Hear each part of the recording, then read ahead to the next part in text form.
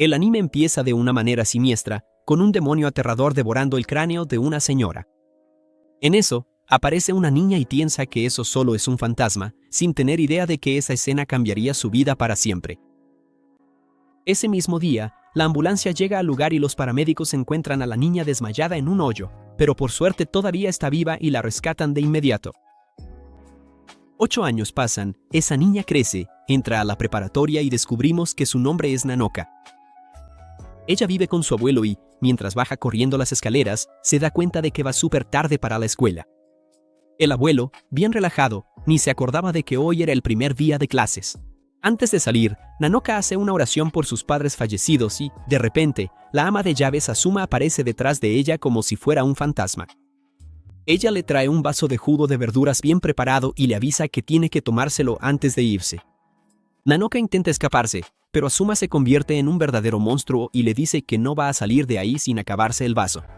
Sin tener a dónde correr, Nanoka se toma el vaso de un solo trago y dice que fue lo peor que ha bebido en su vida, con sabor a tierra y un toque de limón, saliendo corriendo para no llegar tarde.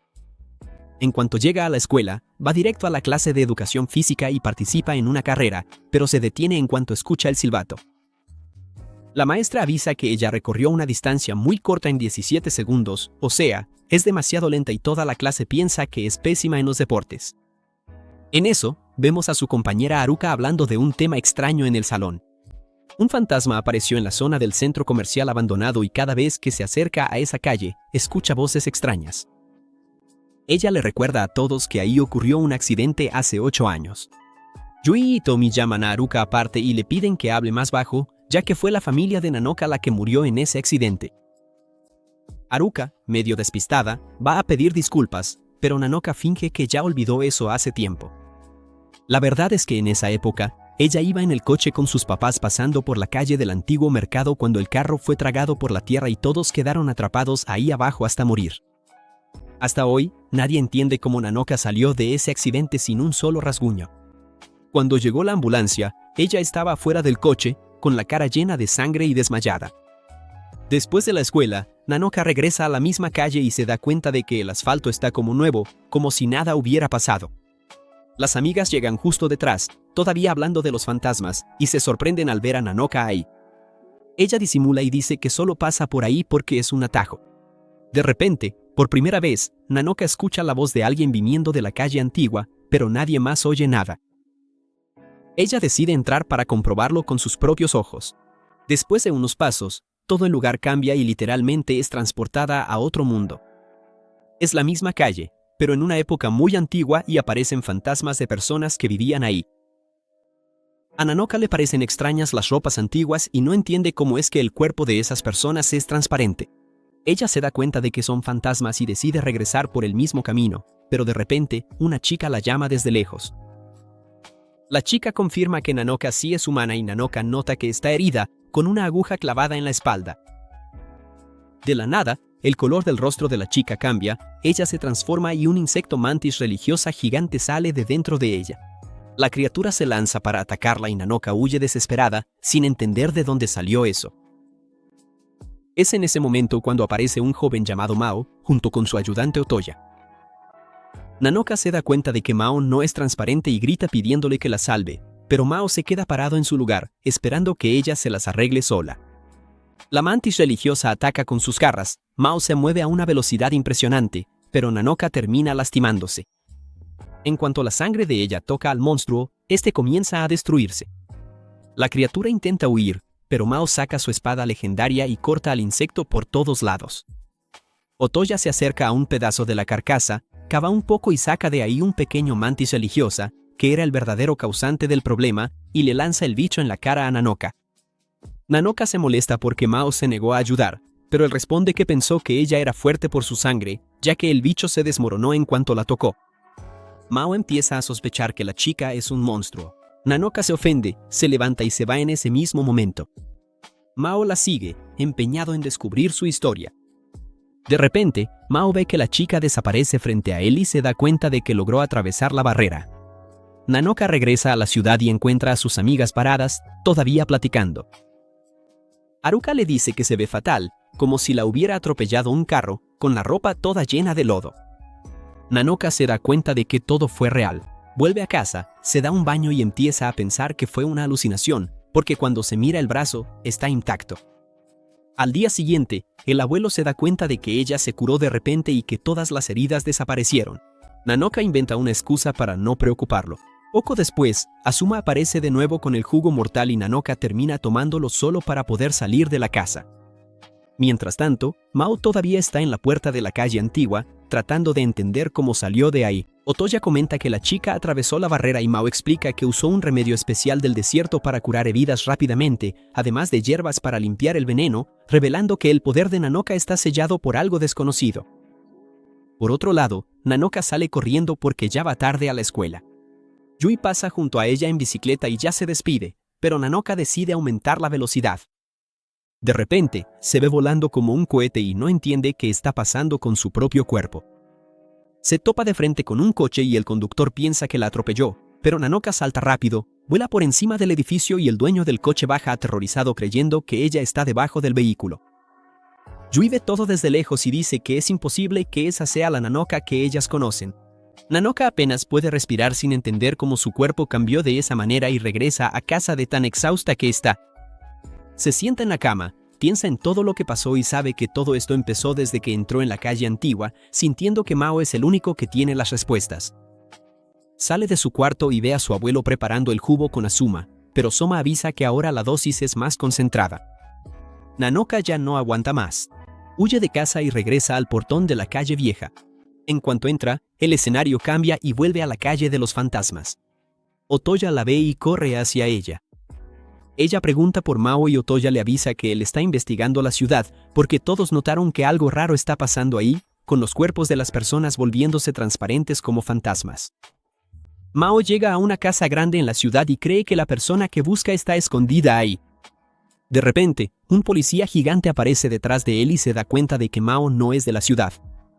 Mao pregunta si ese es el tamaño normal de un policía y decide desenmascarar al tipo, lanzándole un papel con un hechizo en la cara.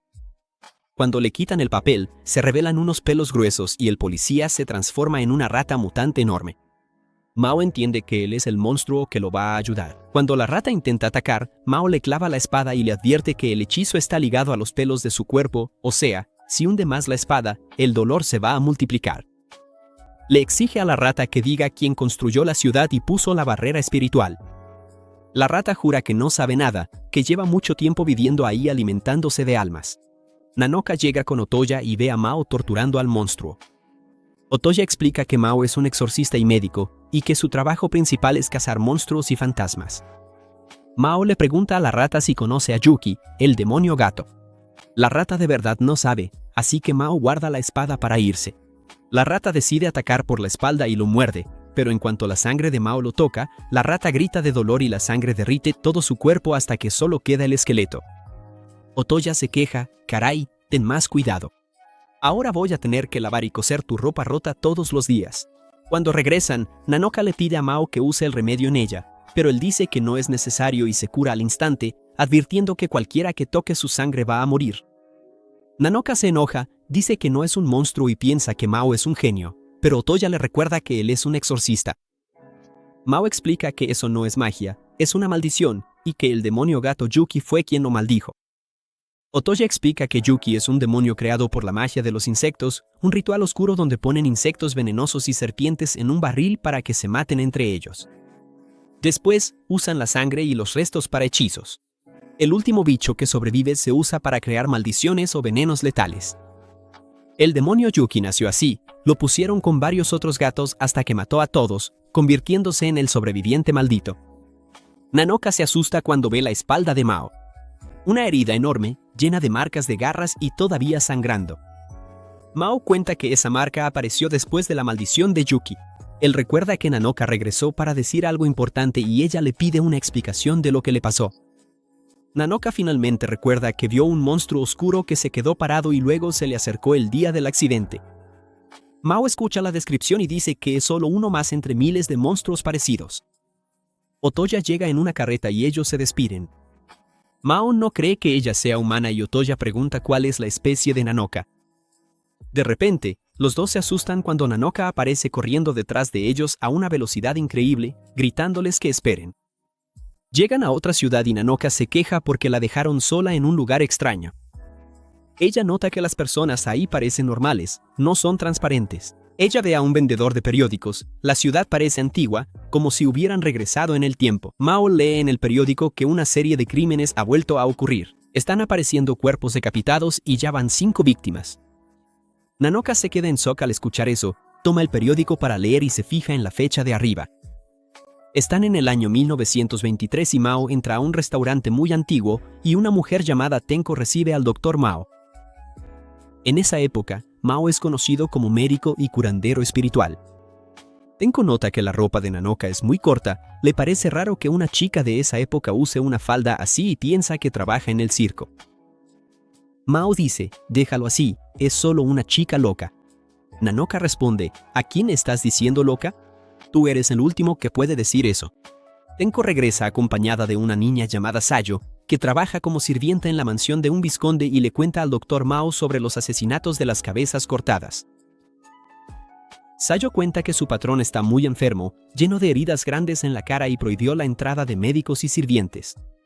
Solo la esposa puede acercarse.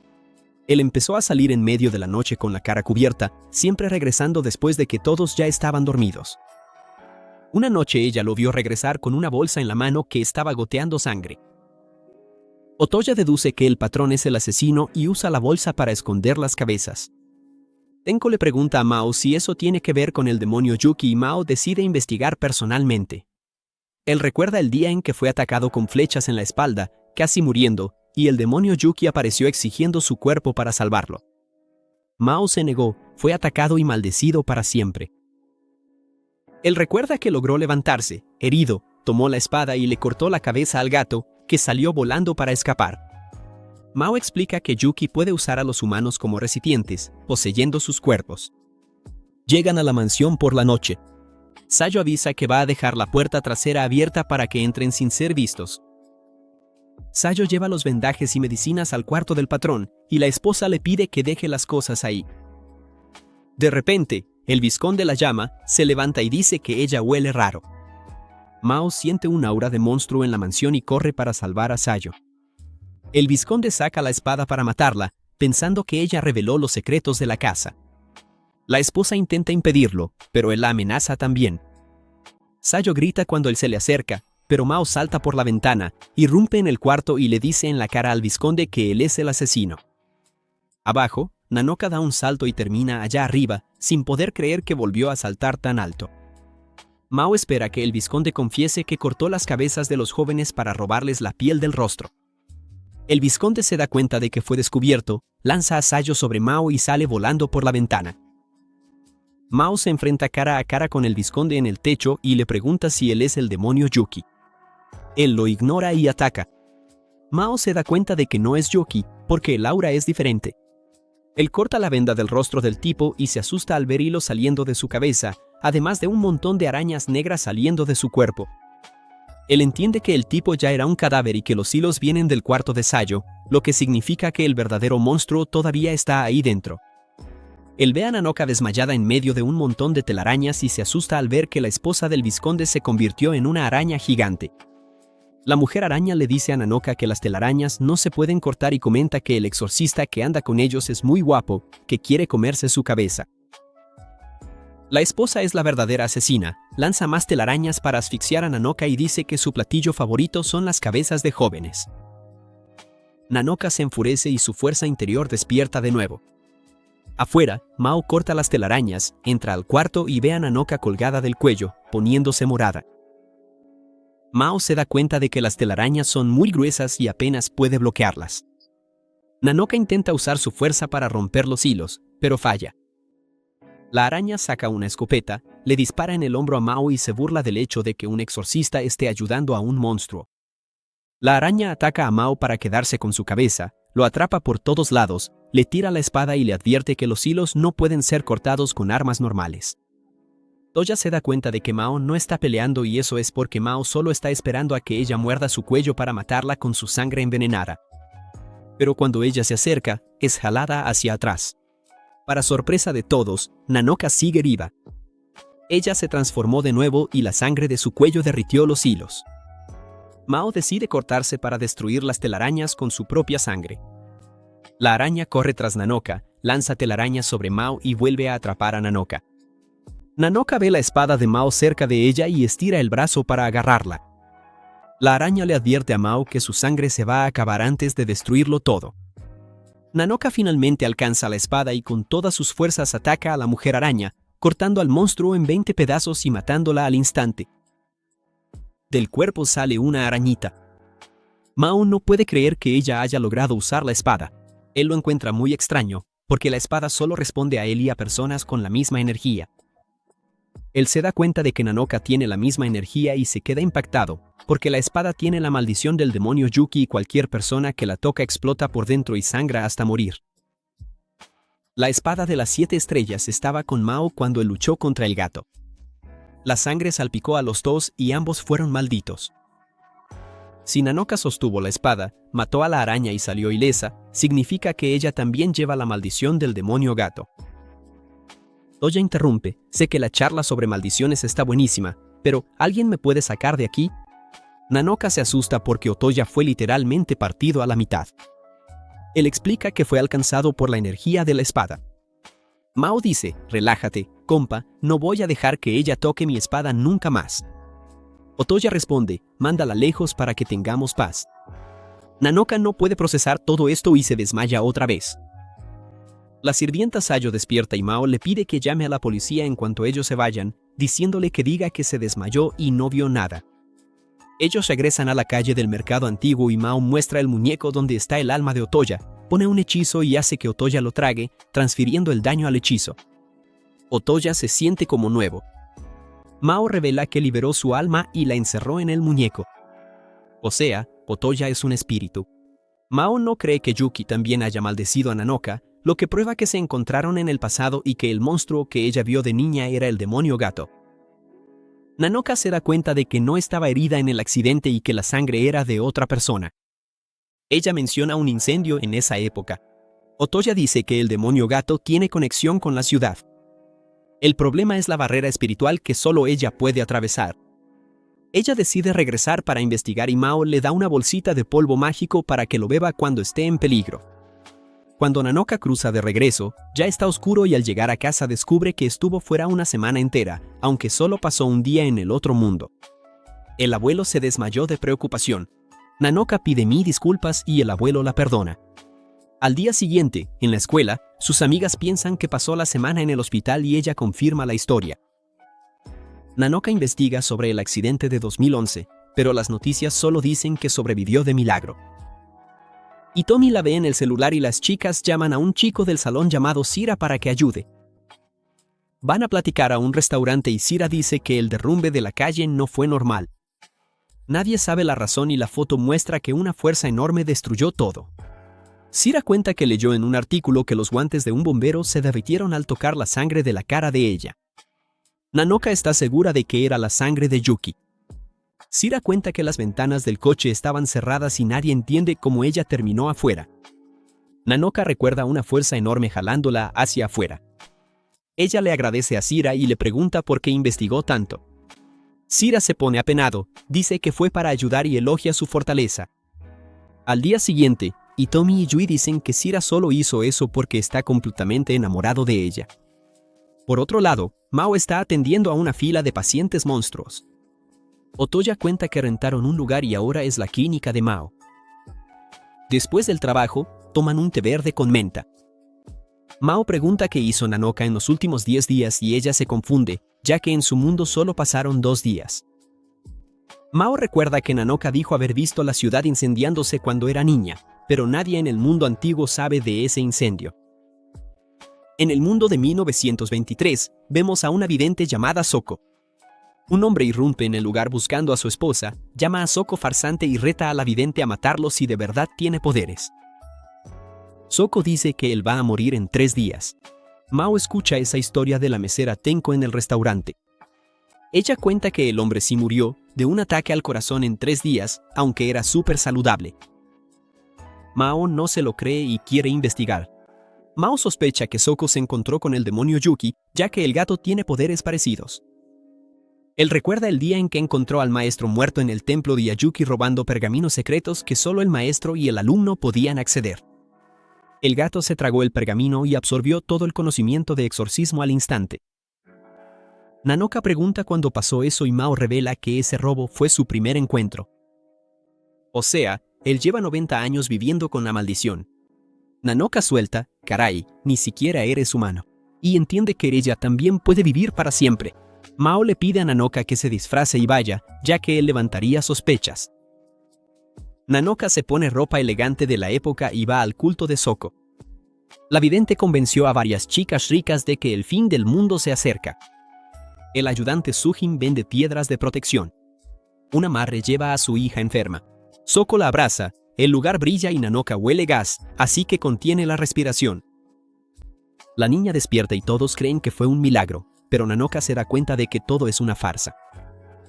Mao va a la casa del hombre que murió y Otoya cava en el suelo, encontrando un muñeco de madera maldito con el nombre del tipo, lo que prueba que fue un asesinato por encargo. En el culto, Nanoka platica con una chica que está temblando de frío. Es Yoruko, la hija del hombre que murió. Sujin aparece y se lleva a la chica. Nanoka no entiende a dónde, pero se da cuenta de que el lugar es muy peligroso. Imagina la escena, un templo antiguo, gigante y medio oscuro, solo iluminado por velas.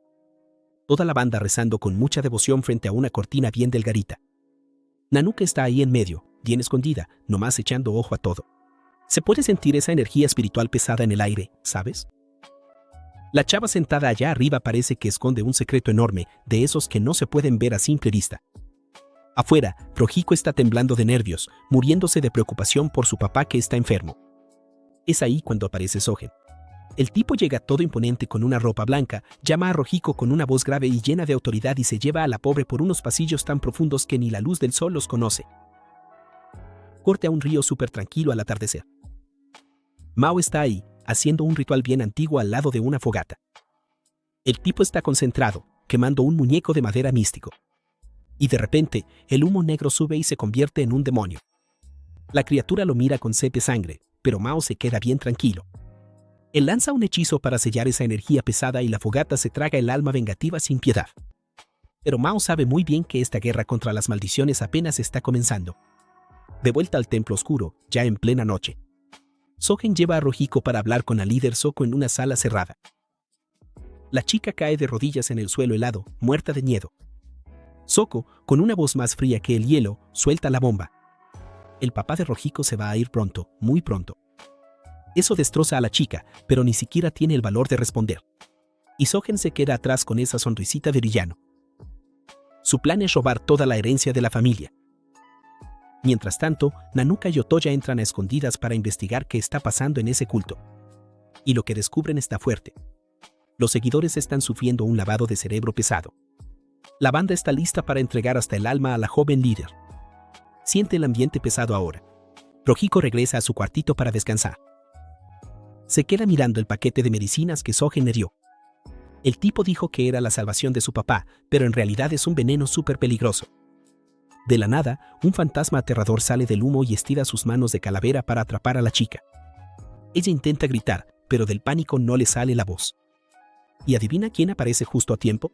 Mao, pareciendo un verdadero héroe. Él carga a Rohiko en brazos y salta por la ventana de madera, dejando a Sogen y a sus matones con cara de what, sin entender nada. Mao lleva a la chica a un lugar seguro para entender toda la historia. Él se da cuenta de inmediato que la enfermedad de su papá no tiene nada que ver con una maldición. Todo fue un plan sucio de envenenamiento. En eso, Nanoka y Otoya encuentran una sala secreta debajo del almacén. Bajan unas escaleras llenas de polvo y telarañas, iluminando el lugar con una linterna. Otoya encuentra un libro antiguo sobre hechizos de maldición. Es la prueba que faltaba.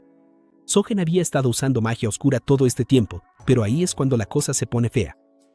La puerta de la trampilla se cierra de golpe y los deja encerrados ahí abajo. Soko aparece arriba con una mirada de que no está jugando. Ella quiere encerrar a los dos ahí para siempre para ocultar la verdad. Nanoka hasta intenta empujar la puerta, pero parece que pesa 1 tonelada. Después de todo ese lío, Mao lleva a Rohiko a su consultorio para que tenga la atienda. Ella cuenta que le daba ese remedio a su papá todos los días y que cada vez que lo tomaba, se ponía más débil. Mao solo suspira porque ya está seguro de que era veneno puro. Volviendo a la sala secreta, Nanuka no se rinde tan fácil, ¿eh? Ella y Otoya empiezan a cavar el suelo de tierra. Y lo que encuentran es para poner los pelos de punta. Un montón de huesos humanos. Eran los restos de los seguidores que habían desaparecido. Sogen eliminó a todos para robar tierras y dinero. El nivel de maldad de ese tipo es absurdo. Desesperado, Sogen manda a sus matones a cazar a Nanuka como sea, por miedo a que descubran su esquema. Allá arriba, Soko está medio en la terraza mirando al vacío. Ella recuerda cuando era niña y podía predecir el futuro perfectamente, pero ahora su visión está toda borrosa. Lo único que puede ver es un desastre enorme acercándose. Llegó la hora del enfrentamiento. Mao regresa al templo para enfrentarse cara a cara con Sogen. Justo en la entrada, se topa con Nanuka y Otoya, que por fin lograron escapar de esa prisión de tierra. Mao levanta el libro de magia oscura y reta al villano a pelear.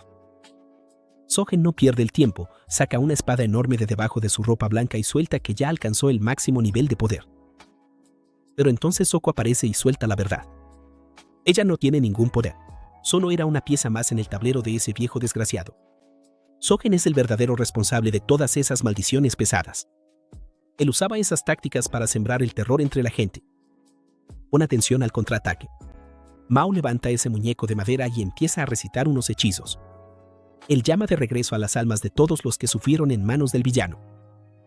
Una energía morada y azulada se apodera de Sogen. Y de la nada le aparece una boca de monstruo en la cara. Y la boca no se calla, empieza a escupir todas las verdades horribles. La boca confiesa que Sogen usó veneno de serpiente para acabar con el papá de Rohiko. El tipo tiembla todo, intenta taparse la boca extraña, pero la maldición se le voltea al hechicero y empieza a devorarle el alma. Los fantasmas rodearon al viejo y lo jalaron directo al fondo del pozo. Soko se queda ahí, solo mirando, sintiendo ese remordimiento pesado, porque sabe que también tiene culpa en el asunto. En eso, se escuchan las sirenas de la policía acercándose. Sogen cae al suelo, totalmente destruido por su propia magia, viendo a los fantasmas reírse en su cara. A Soko se la llevan esposada, pero antes grita una advertencia siniestra: va a ocurrir un terremoto gigante, el cielo se va a prender fuego y la tierra se va a partir. Nanuka se queda viendo cómo se la llevan y de repente le cae el 20. Esa predicción coincide exactamente con la historia real. El gran terremoto de Kanto en 1923 ya casi llega. Después de toda esa locura, la banda regresa a la casa de Te para tomar un respiro. A Rohiko la declararon inocente y se quitó ese peso de encima, pero claro que sigue súper triste por lo de su papá. Mao se queda ahí, pensativo en la ventana, mirando el cielo de la noche. Él tiene bien claro que las fuerzas oscuras todavía andan escondidas por ahí. Nanuka agarra el celular para investigar sobre la tragedia que está por suceder. Hasta se le pone la piel chinita cuando ve las fotos de esas tormentas de fuego arrasando toda la ciudad. Se queda pensando si hay manera de cambiar el futuro o si el destino ya está sellado y no hay escapatoria. El sol se pone detrás de las montañas, pareciendo una bola de fuego gigante. Nanuka simplemente desaparece del mapa, como si se hubiera evaporado en el aire. Mao sigue caminando en silencio, pisando la tierra seca. Con esos ojos color ámbar, no deja de pensar en la predicción aterradora de Soko. Ya en el mundo moderno, Funa detiene a Nanuka y la obliga a tomar un jugo verde y rojo súper raro. La cosa está espesa, tiene un sabor amargo y ácido que la hace sentir como si se fuera a desarmar por dentro. El malestar le dura hasta la hora de clase y termina recostando la cabeza en la mesa, dejando preocupadas a sus amigas.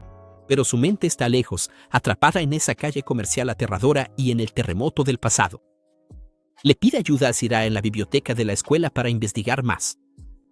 En los libros antiguos encuentran la leyenda de la piedra de fundación, un objeto místico que mantiene a un bagre gigante bajo tierra para evitar los temblores. Hay un montón de eventos extraños registrados. Un gato gigante saliendo del humo, ratas corriendo desesperadas y un montón de misterios en la región de Godó. Sira ayuda de muy buena gana y Nanuka hasta se emociona al comparar la actitud servicial de Sira con las mañas de Otoya. Cuando cae la noche, Nanuka se queda en su cuarto leyendo sin parar sobre el terremoto de Kanto. Las fotos de las llamas destruyéndolo todo vuelven a ponerle la piel chinita a la chica. Se da cuenta de que hay algo muy raro con esa tal piedra de fundación después del desastre. Mientras tanto, en otra línea del tiempo, Mao y Otoya encuentran una iglesia de estilo occidental que apareció de la nada después de un derrumbe. Es un lugar que ni siquiera existía en el mapa. Una cuerda de sellado está rota en el suelo, lo cual es una pésima señal. Mao se da cuenta de inmediato de que eso es una barrera súper compleja hecha para ocultar algo siniestro. Cuando entran, se siente ese olor fuerte a sangre que hace que el aire se ponga pesado. Una monja con una cara extraña aparece con una sonrisa aterradora en la oscuridad. La peor parte, ella sabe muy bien quién es Mao y quiere su cuerpo a toda costa. En un abrir y cerrar de ojos, la mujer y sus seguidores se transforman en monstruos gigantes parecidos a pulgas. Están desesperados por la sangre de Mao, una sangre especial que lleva una maldición de 900 años. La pelea empieza dentro de la iglesia oscura. Mao usa la espada para cortar los tentáculos asquerosos de los monstruos, pero las criaturas simplemente se regeneran al instante. Intenta un golpe directo en el punto débil, pero no sirve de nada. El tipo es lanzado lejos y el monstruo le da un golpe directo. Cuando la criatura está a punto de dar el golpe final, Nanoka aparece de la nada y le da una patada que manda al monstruo volando. Eso le da justo el tiempo a Mao para recuperar la espada y partir al líder de los monstruos por la mitad. Y mira qué cosa más rara, en vez de huir, los otros monstruos empiezan a devorar a su propio jefe. Viendo que la situación se estaba saliendo de control, el equipo decide retirarse para pensar en un mejor plan y resolverlo después. Después de esa pelea que les drenó toda la energía, Mao regresa al puesto médico completamente exhausto. Nanoka está muriéndose de angustia al verlo ahí tirado, sin fuerzas. Otoya explica que Mao necesita tomar un agua mística de esas pulgas para recuperar la energía, porque su cuerpo ya llegó al límite. De repente, los monstruos atacan el puesto médico. Entonces, Mao le pide a Nanoka que sirva de carnada para atraer a los bichos de vuelta a la iglesia, donde él preparó una trampa perfecta. La chica tiene los ojos rojos brillando y los colmillos afuera, con la rabia al máximo. Corre todo el día, pero los monstruos no le dan descanso. En el camino, todavía salva a una mujer que iba a ser atacada usando una azada para alejar al monstruo y un amuleto de protección. Pero como la cantidad de monstruos era absurda, Nanoka tuvo que apurarse y huir. Mientras tanto, Mao termina de armar la trampa. Nanoka llega ahí ya de noche y los monstruos inmediatamente cambian de objetivo a Mao, porque su sangre atrae más. Cuando todos caen en la trampa, Mao activa la magia usando sal y soya para crear un círculo de protección. Él invoca a la bestia espiritual Genbu, una tortuga negra gigante, para acabar con esos monstruos de fuego. El agua sube con todo e inunda la iglesia con olas fuertísimas. La presión del agua aplasta a los monstruos, dejándolos sin reacción. En un golpe rápido y certero, Mao le corta la cabeza al líder de una vez por todas. La iglesia se derrumba por completo, revelando la piedra de fundación en el fondo, con una grieta aterradora. Mao cae exhausto al suelo y Nanoka corre a sostenerlo, súper preocupada. Ahí, ella entiende que ese tipo misterioso carga con un peso enorme sobre sus hombros. A la mañana siguiente, la calle comercial vuelve a la normalidad, con ese movimiento de siempre, pero en la cabeza de Nanoka, el recuerdo de la batalla y de la piedra de fundación sigue fresquecito. Ella se da cuenta de que estuvo desaparecida un mes entero del mundo actual, dejando al abuelo y a todos con los pelos de punta. Funa aparece otra vez con ese jugo raro y Nanoka solo puede poner una sonrisa forzada. Los misterios sobre el pasado de Mao y la conexión entre los dos mundos empiezan a aclararse con unas cartas y la predicción siniestra que hubo. Nanoka se da cuenta de que su aventura apenas está comenzando. Ella sabe que va a tener que volverse mucho más fuerte para enfrentar de frente los peligros que la rodean. Hay cosas que solo entendemos viendo hacia atrás. Y para ese momento, Nanoka ya tenía una certeza escalofriante. La predicción sobre la tierra partiéndose y el cielo en llamas no era cosa de charlatanes, era el gran terremoto de Kanto, programado para el 1 de septiembre de 1923. Y ella lo sabía porque venía del futuro, de casi 100 años adelante. Sabiendo lo que sabía, ya no podía quedarse de brazos cruzados. Por eso volvió a viajar al pasado, para advertirle a Mao. Lo encontró a él y al pequeño Otoya justo cuando discutían porque la ciudad había vuelto a la normalidad. Mao explicaba que la barrera del gato demonio Yuki era como una cáscara finísima, un recipiente que lo cubría todo y que la ciudad, en realidad, estaba del otro lado de esa barrera. Con los monstruos que custodiaban esa frontera exterminados, la cáscara se deshizo. Otoya quería saber si Yuki todavía seguía escondido allá abajo, debajo de la piedra clave. Y Nanoka soltó la bomba. El 1 de septiembre, la tierra iba a temblar como nunca antes. La ciudad iba a ser arrasada y, a partir de ese día, la piedra clave desaparecería de los registros. También habló de un relato antiguo, de gente que vio a un gato gigante espiando desde el cielo la ciudad en llamas y que ese gato, muy probablemente, era el propio Yuki. Advirtió que huyeran. Mao, claro, quiso saber cómo podía saber de algo que todavía ni había pasado. Puede que no lo creas, pero vengo de 100 años en el futuro, 96 para ser exacta. Él puso esa cara de sí, sí, claro, y ella solo le soltó, mejor créeme de una vez. De vuelta al presente, Nanoka empezó a fijarse en cosas que nunca habían tenido sentido. Ese jugo verde y rojo que la ama de llaves Funauzumi siempre la obligaba a tomar. Cada vez que lo veía, se sentía mareada, débil, sin fuerzas. En cambio, el remedio que Mao le había dado para usar en los momentos de debilidad hacía lo contrario, la levantaba al instante. El batido la tumbaba, el remedio de Mao la levantaba. Y nadie nunca había explicado por qué. Y había más, por más que el abuelo jurara que se preocupó muchísimo por su desaparición, no había ningún registro de búsqueda, ningún reporte. Nadie había buscado de verdad a una adolescente desaparecida durante un mes entero. Y fue ahí cuando el recuerdo más enterrado salió a la superficie. El día del accidente que mató a sus padres, los tres iban deprisa al hospital, por culpa del abuelo, que estaba en estado crítico, al borde de la muerte. Ocurrió el accidente, los padres murieron y desde entonces ella vivió con el abuelo. Pero si ese estaba muriendo ese día, ¿cómo es que sigue vivo hasta hoy, años después, cuidando de ella? ¿Por qué se había tardado tanto en recordar eso? Nada en esa casa tenía sentido ya. De vuelta a la era Taizo, la primera sorpresa fue buena. Mao había dormido como 10 días seguidos después de que ella se fue. Cuando ese tipo se apaga, ni un terremoto lo despierta, y con eso se había recuperado bastante. La sorpresa mala llegó justo después. Mao se negó rotundamente a huir de la ciudad. Para él, si realmente venía el terremoto y la piedra clave realmente desaparecía, esa sería la oportunidad de encontrarse con Yuki cara a cara, una oportunidad en 1000 años. Dejar esa tierra estaba fuera de discusión. Mao rogó, pero no hubo manera. Y entonces, exactamente como ella había advertido, la tierra tembló, el terremoto desgarró la ciudad. Otoya, en medio del caos, logró proteger la vasija de Kodoku con su propia vida y, junto con el desastre, apareció lo que todos esperaban y temían. Nanoka sintió que el cuerpo le ardía por dentro. Unos ojos de gato cortaron el aire y ahí estaba él, primero solo la cabeza, enorme, monstruosa, el Yuki.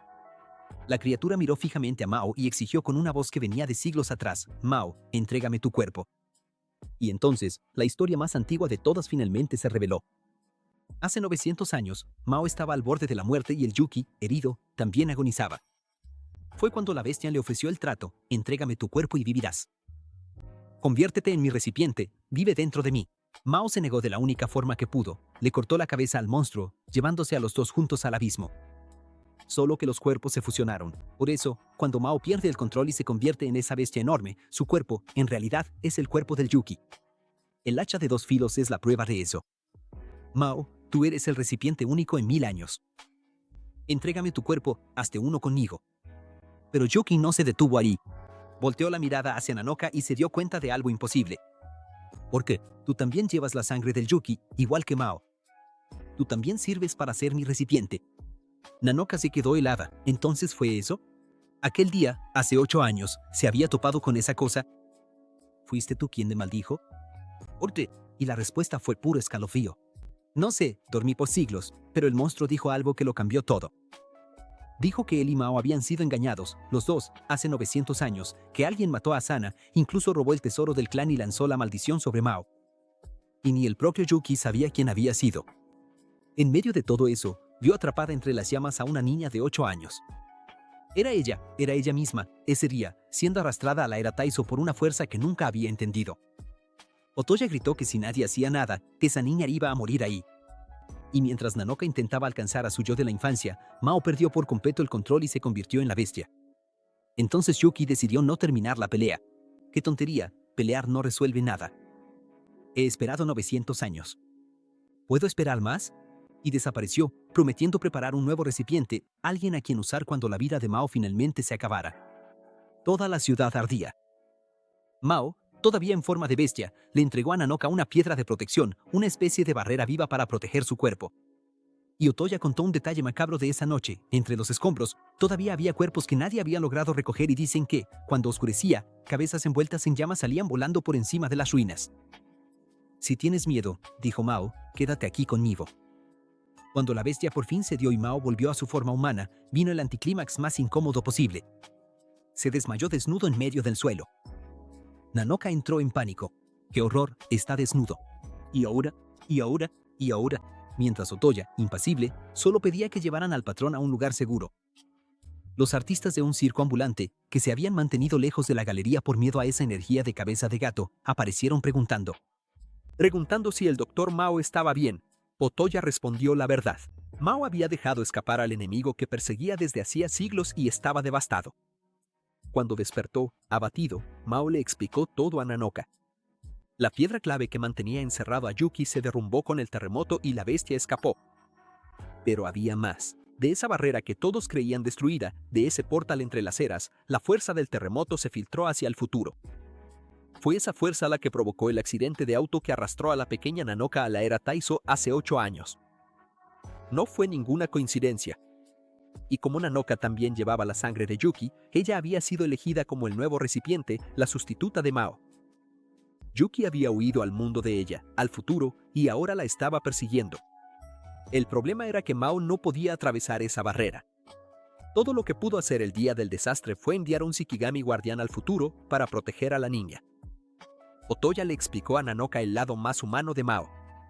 En su forma de bestia, casi no tiene conciencia de lo que hace y después se queda dándole vueltas, preguntando en detalle qué fue lo que hizo. ¿Cómo la cruda moral de un borracho? Resumió Nanoka. Más o menos así, y fue pensando en su abuelo que tomó la decisión, regresar, porque el recuerdo no la dejaba en paz. El día del accidente, el abuelo estaba al borde de la muerte y una vida que ya se estaba acabando, de repente, fue alargada. Mao confirmó lo que ella temía: Yuki es capaz de manipular el tiempo de vida de una persona. Entonces, Yuki había prolongado la vida del abuelo. ¿Pero para qué? Si eso fuera cierto, el abuelo estaría bajo el control de la criatura. Sin embargo, Otoya planteó otra hipótesis. Tal vez Yuki había mantenido al viejo vivo justamente para criar y vigilar a la pequeña Nanoka hasta que madurara lo suficiente para convertirse en recipiente. Antes de dejarla, Mao le hizo una invitación que le salió medio rara. Si tienes miedo, quédate aquí, conmigo. Nanoka, ya toda roja, ya se había imaginado el juntos para siempre hasta que el chico terminó la frase. Él la elogió de una manera sincera, fuerte de cuerpo, de buen corazón, honesta y valiente.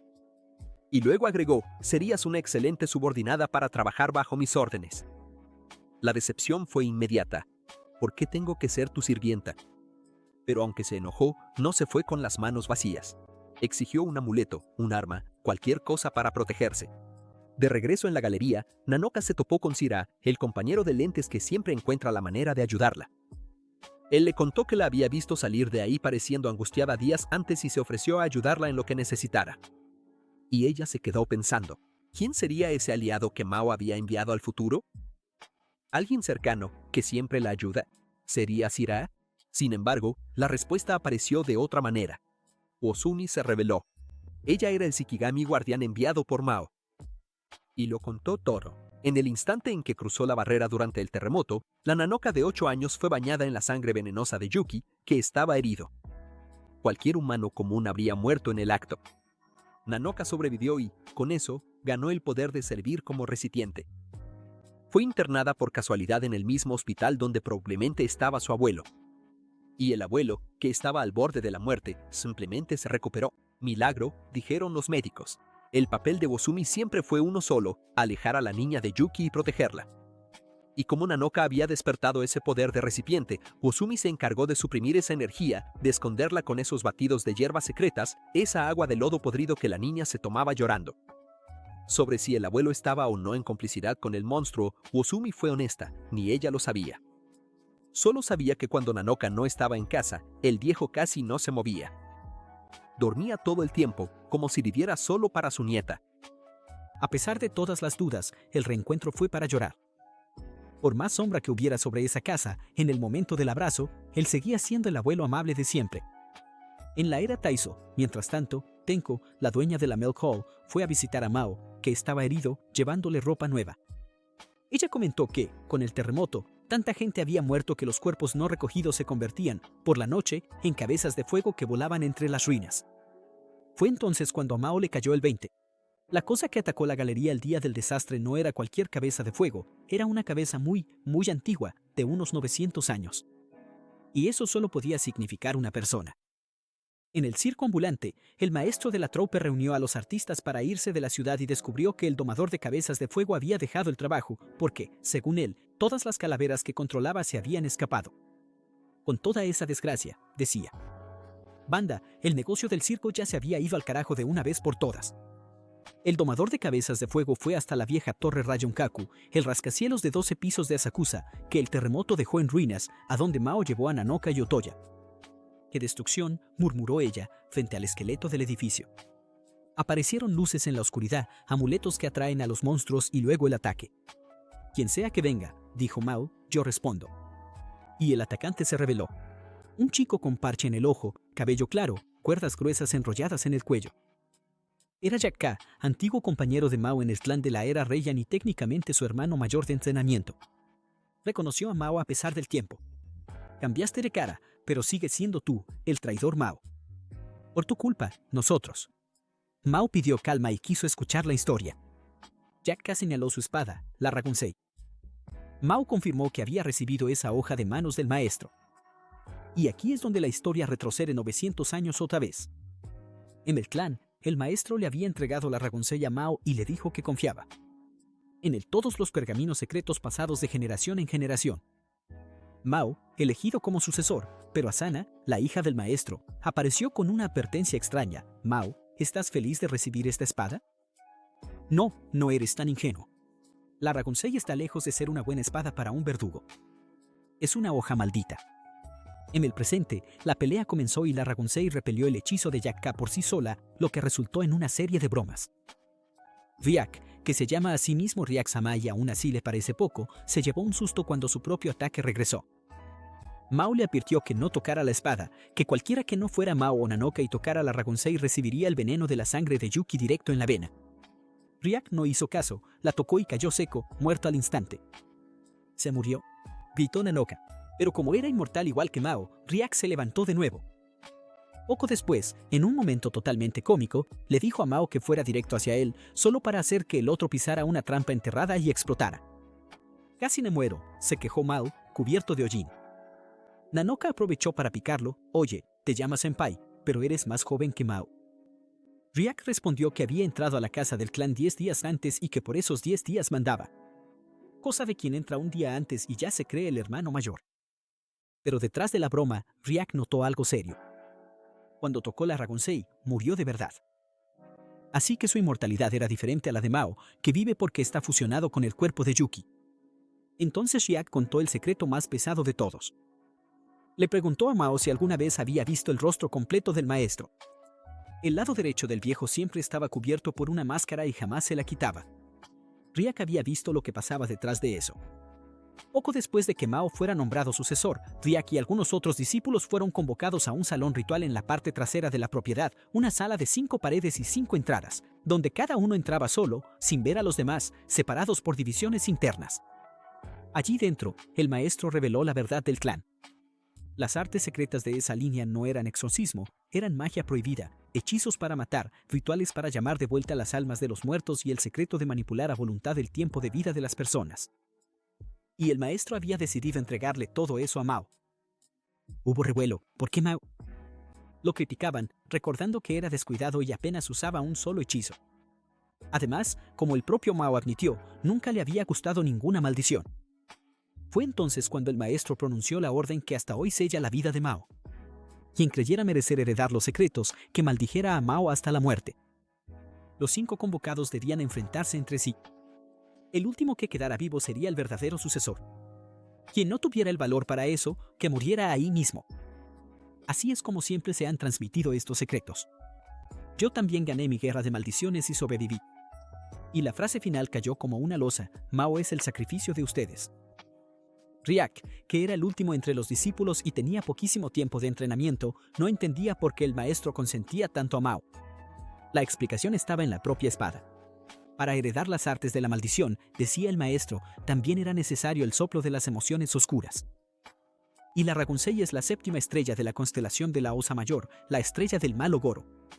Darle esa hoja a Mao era, en el fondo, marcarlo como el Cordero. Ryak acusó: te diste cuenta de la maldición y, antes de que te matáramos, te aliaste con el recipiente, con Yuki. Mao juró que era un malentendido y la voz de Yuki resonó en su recuerdo. Nos engañaron, a ti y a mí. Entonces, Viak llegó a lo que realmente lo consumía. Dijo que no le importaba que el maestro loco hubiera muerto, ni que la casa se hubiera derrumbado, pero había algo que no perdonaba.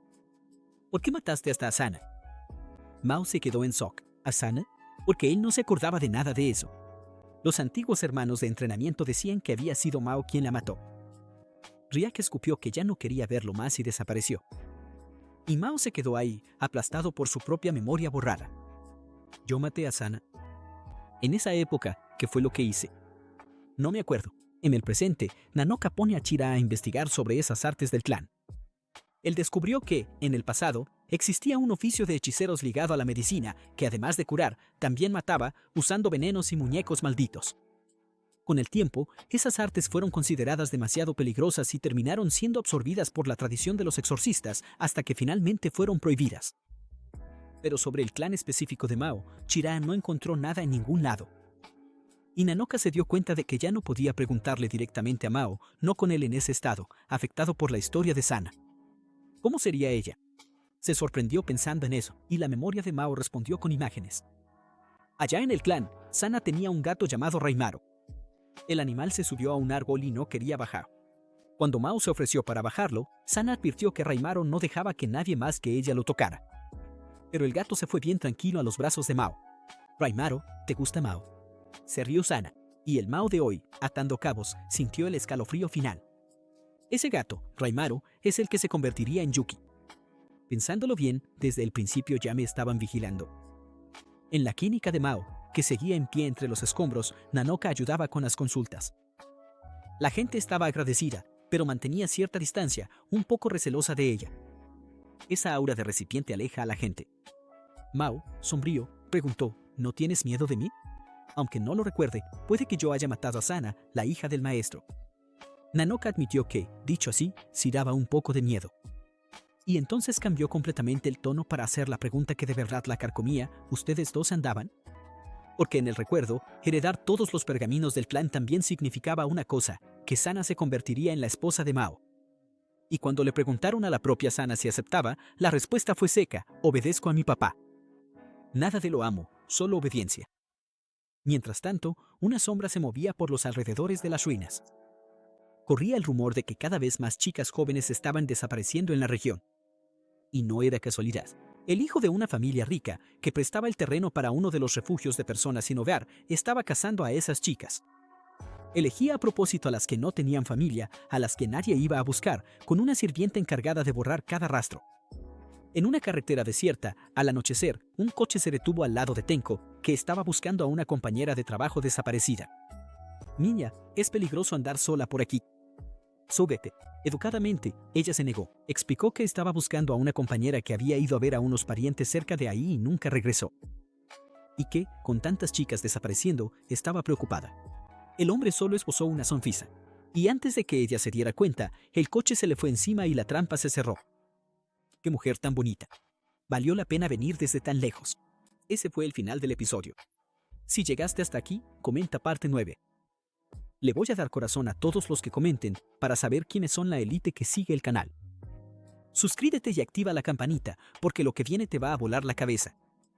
Y oye, no te vayas sin ver este video que está apareciendo ahora en la pantalla. El drama de allá logra ser todavía peor que el que acabas de ver. Sin más rodeos, Febobina se despide y hasta la próxima.